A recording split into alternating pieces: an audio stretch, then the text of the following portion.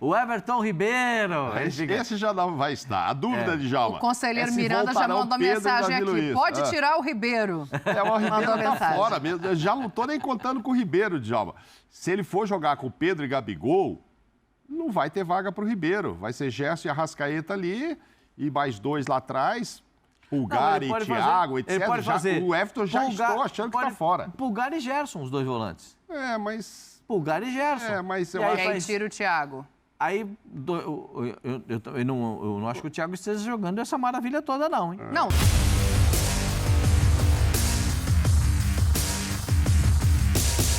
Salve, nação! Saudações rubro-negras! Amanhã às 4 da tarde tem Flamengo e Corinthians. O Flamengo vem de um bom jogo contra o Fluminense e o Corinthians vem de um mau jogo contra o Atlético Mineiro. Cara, é o seguinte, eu tinha separado aqui para vocês ontem a parte 1 do programa ESPN FC, vocês já acompanharam, e agora eu vou soltar a parte 2, né? O vídeo foi bem comprido, então deu para dividir em 2 partes. Neste vídeo aqui eles vão falar sobre o momento de Gabigol, o momento também do adversário, o Roger Guedes, e a volta de Pedro. Pedro será titular? Pedro começa no banco e entra no segundo tempo. Davi Luiz também, né, está apto a jogar, treinou junto com Pedro. Davi Luiz também vai para o jogo, será que será titular ou não? Acho que os 2 serão reservas e poderão entrar no segundo tempo, é o que eu acho. Mas assim, o vídeo tá bem legal, assista até o final, deixa o seu like, se inscreva aqui no nosso canal se você é novo aqui, se você é flamenguista, seja bem-vindo, faça os seus comentários, deixe o seu palpite, o meu palpite é 3-0 pro Flamengo, se jogar do jeito que jogou contra o Fluminense, vai amassar o Corinthians, é minha opinião, o Corinthians vem numa fase ruim, num momento péssimo, né? Tem 13% só de aproveitamento com o Luxemburgo em 5 jogos, não venceu nenhum. As imagens são da ESPN Brasil, Grupo Disney, link aqui na descrição como créditos, canal aqui do YouTube, ESPN. Vamos aqui então acompanhar esse vídeo que tá bem legal e no final a gente fala mais um pouquinho. Simbora! Era aí que eu ia chegar. Mesmo não, se esforça muito pelo Corinthians. Tem uma coisa curiosa pra gente fazer, é uma comparação entre o Roger e o Gabriel. O Gabriel não vive a melhor temporada dele, a gente já viu o auge em outros momentos, divide hoje protagonismo com muitos outros jogadores nesse Flamengo, acho que principalmente o Pedro ali na frente, né? Vamos dar uma olhada nesses números do Guedes e do Gabriel na temporada para a gente fazer esse exercício de comparação. Os jogos de cada um, o Gabriel tem 2 a mais, 1 gol a menos do que o Roger Guedes. A média de gols por jogo do Guedes é 0,08 mais alta. O Gabriel tem 1 assistência a mais e os minutos para participação em gol são muito parecidos, né?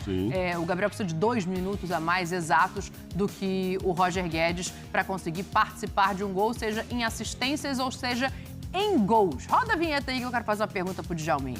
Djalma, tem 2 maneiras da gente olhar esses números, né? Uma é comparando o momento bom do Guedes com o momento não tão bom do Gabriel. A gente sabe que pode oferecer muito mais. A outra é um Gabriel num time melhor estruturado do que o Roger, aparecendo com números um pouquinho inferiores, né? Qual pegada você acha que reflete mais a realidade dentro de campo hoje nessa comparação? É o famoso no par ou ímpar de Djalminha. Bom, Dani, primeiro que sim, são jogadores de características diferentes, né?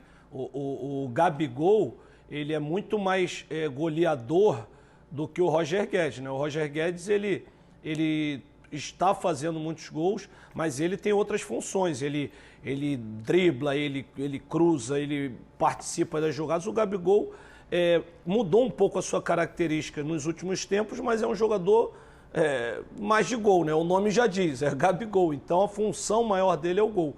Então, assim, eu acho que os números do Roger Guedes estão excelentes, né? Porque ele não é só goleador, ele também dá assistência, participa mais do jogo.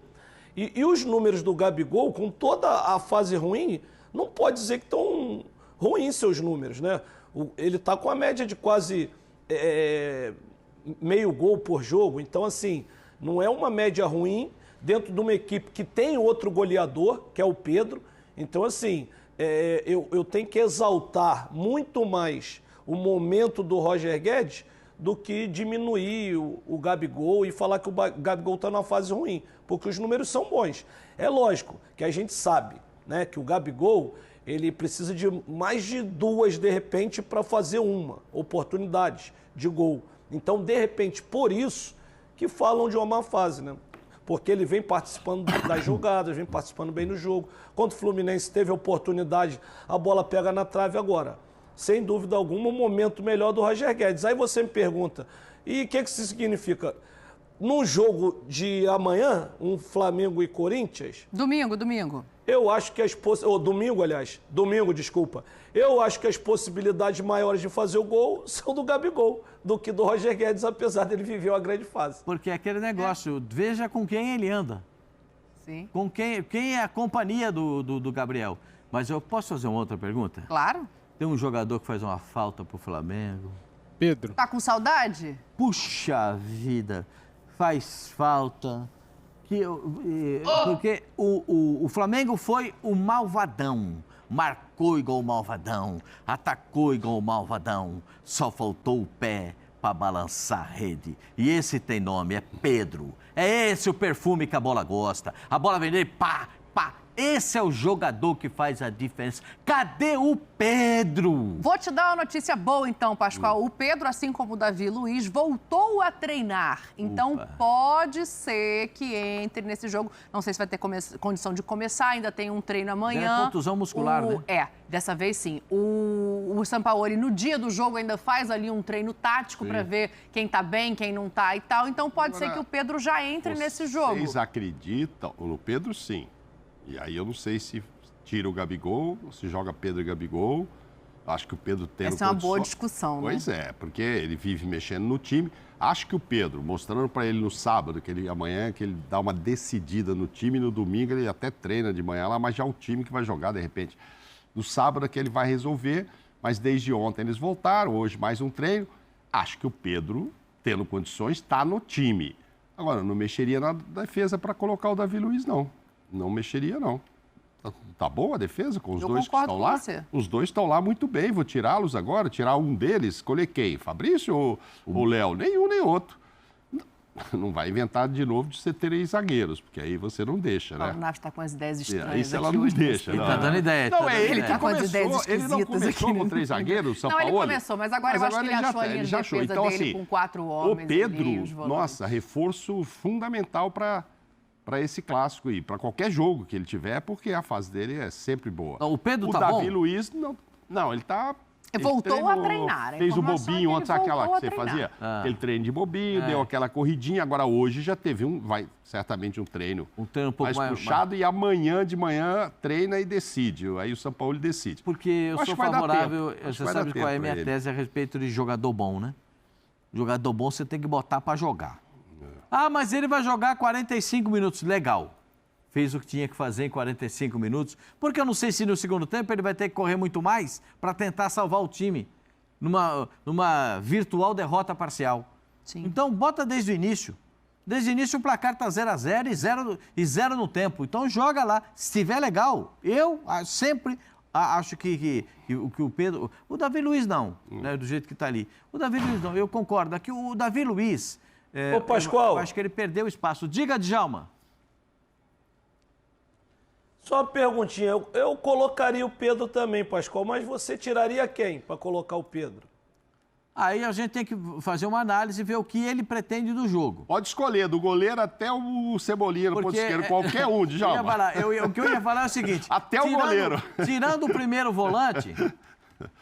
primeiro volante, né? O resto, os outros todos jogadores, do meio para frente, tirando o primeiro volante... E o Arrascaeta, evidentemente. Arrascaeta. Então, tirando o primeiro volante e o Arrascaeta, aí você pode escolher quem vai tirar. Ah, o Gerson. Pode ser. Ah, eu vou falar, ele vai ficar chateado. O Everton Ribeiro. Esse já não vai estar. A dúvida de Djalma. O conselheiro Miranda já mandou mensagem aqui. Pode tirar o Ribeiro. O Ribeiro tá fora mesmo. Eu já não estou nem contando com o Ribeiro, Djalma. Se ele for jogar com o Pedro e Gabigol... não vai ter vaga para o Ribeiro. Vai ser Gerson e Arrascaeta ali, e mais 2 lá atrás, Pulgar e Thiago, etc. O Everton já estou achando que está fora. Pulgar e Gerson, os 2 volantes. Mas... Pulgar e Gerson. E aí tira o Thiago. Aí eu não acho que o Thiago esteja jogando essa maravilha toda, não, hein? Não, também não acho que faz a melhor temporada dele, não. Não tô achando que render mais com o Dorival. Não tá jogando essa maravilha pode botar toda, não. o Vitor, o menino. O Pulgar é duro para tirar. O Pulgar. O Pulgar é difícil para tirar. A minha dúvida, Djalma, é se... Porque assim, Érico eu ou acredito que o Pedro entra.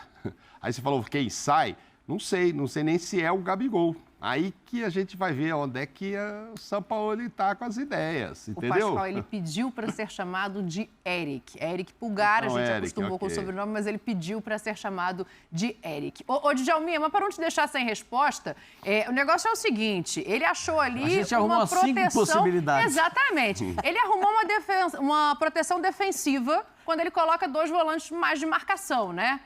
Não sei se eu mexeria aí se eu fosse o Sampaoli. A minha sensação, a gente viu um jogo só de Gerson e Arrascaeta, é que isso tem que continuar. Vai acabar sobrando para algum Everton. Difícil saber qual. Cebola ou Ribeiro? Dani, assim, eu acho que o Flamengo, ele deu uma melhorada e acertou muito quando conseguiu reforçar esse meio de campo. Eu acho que o meio de campo reforçado da maneira que ele ficou, esses 2 jogadores criativos que todo mundo sempre fala, tem que sair o Everton. O Everton é um jogador muito inteligente, muito bom jogador e, na minha opinião, se ele não estiver numa má fase, ele não tem que sair da equipe, é muito fácil, todo mundo tira o Everton Ribeiro, então acho que o Flamengo conseguiu dar consistência defensiva com os 2 volantes e com os 2 meias de criatividade. Né? Tanto a Arrascaeta quanto o Everton Ribeiro. Tem 3 vagas para 2 jogadores, Cebolinha, Pedro e Gabigol.